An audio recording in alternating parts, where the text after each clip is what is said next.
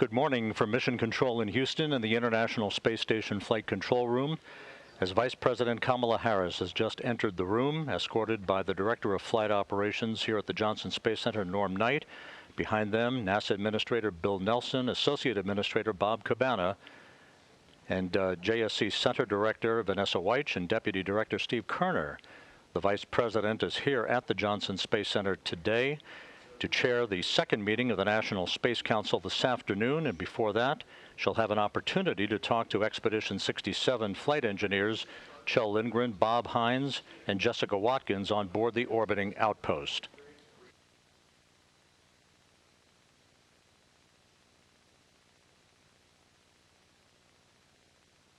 The Vice President is being introduced to the Chief of the Astronaut Office, Reed Wiseman, and astronaut Christina Cook.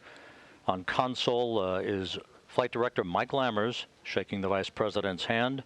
The Chief of the Flight Director Office, Emily Nelson, also viewing the proceedings today.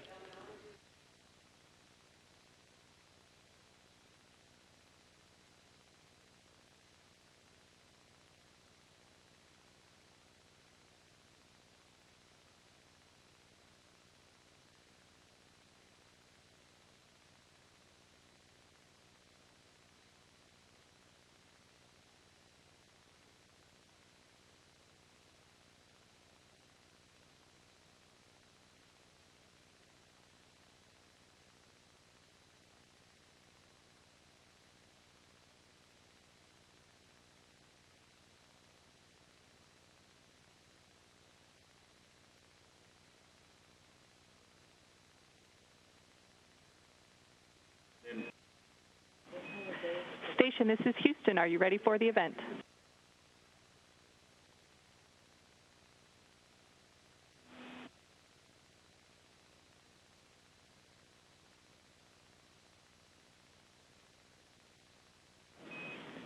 Station, this is Houston. Are you ready for the event?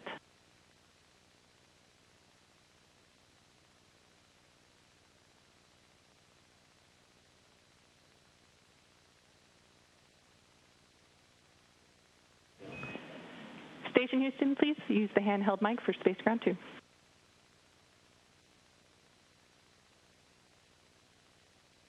We are ready for the event. Madam Vice President, this is Mission Control Houston. Please call station for a voice check. Good afternoon. Can you hear me?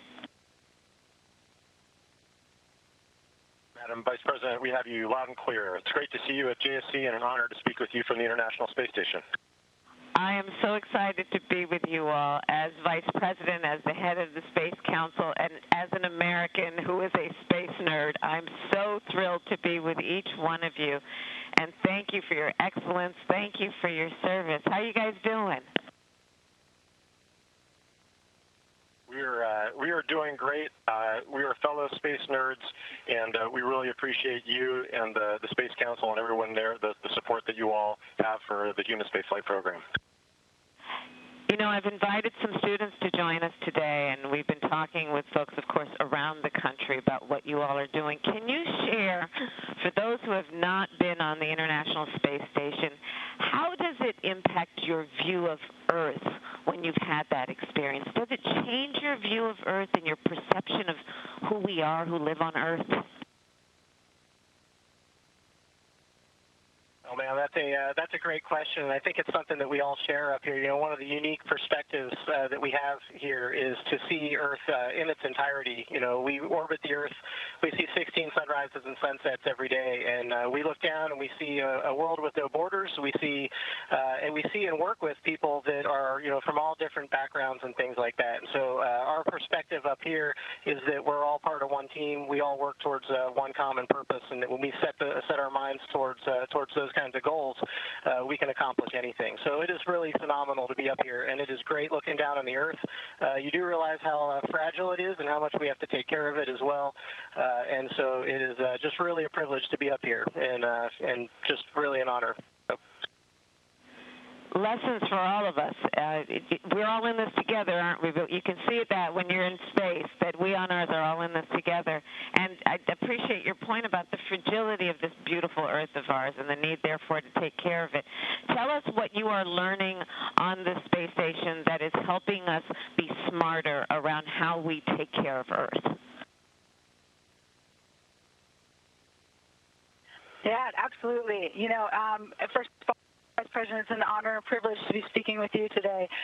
But yes, we are honored and privileged to be able to use the International Space Station as a test bed and as a laboratory to be able to learn lessons that we can apply to Earth. So things like learning how to grow plants without soil and being able to use that back on Earth to help with food security. Thinking about learning about how cells age, immune cells age while we're up here, and thinking about how we can help with immune cell aging back on Earth. There's so many different aspects of what we do up here that can be applied to making Earth a better place. And everything you spoke of is about life, isn't it? And what we can do through food, through the growth of agriculture that feeds the species and the population, but also what we can do to improve the condition of human life in terms of sickness and what we can do and discover in terms of treatment. That really is so exciting. I'm going to have a bunch of students with me today. What would you tell them and share with them to encourage them to continue with their studies in a way that they would either one day be on the International Space Station or could be here on Earth working with these incredible professionals I'm around right now to facilitate the work you all are doing in space? What's your advice for our students? Well, I think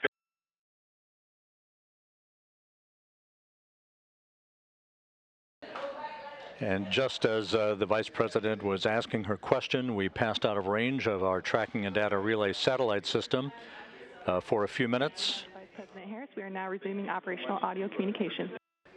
So a brief conversation between the Vice President of the United States and Expedition 67 flight engineers Kjell Lindgren, Bob Hines, and Jessica Watkins.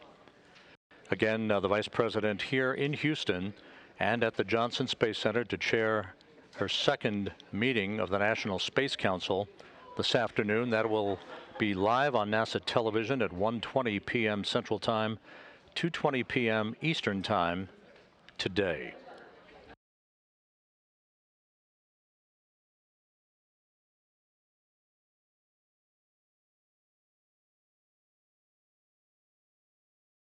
And so with that, we'll wrap up our coverage of the Vice President's call to the Expedition 67 crew on board the International Space Station.